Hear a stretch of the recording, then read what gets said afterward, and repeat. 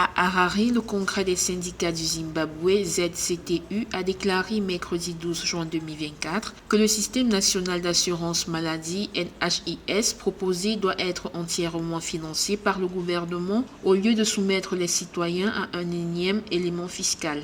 Le congrès ZCTU a critiqué le projet NHIS proposé pour qui l'arrangement doit être soumis à des consultations plus larges et à un débat approfondi pour les freins et des contrepoids adéquats. À cet effet, il a proposé que l'Autorité nationale de sécurité sociale ait la responsabilité de fournir des ressources aux partenaires sociaux pour leur permettre d'entreprendre de larges consultations avec leurs membres.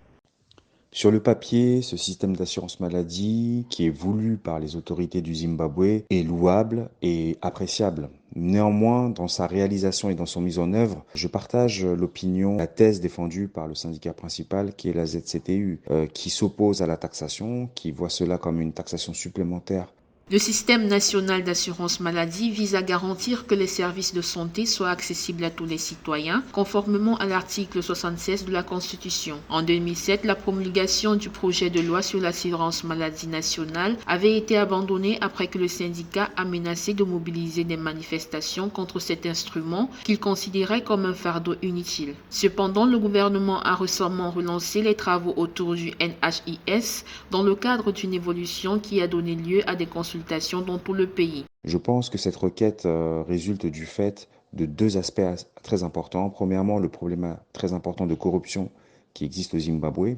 Et secondement aussi parce qu'il n'y a pas forcément tous les moyens au niveau local pour pouvoir apprivoiser ce système. Je pense notamment aux médicaments, mais je pense aussi aux établissements publics de santé qui n'utilisent que 30% de leur capacité.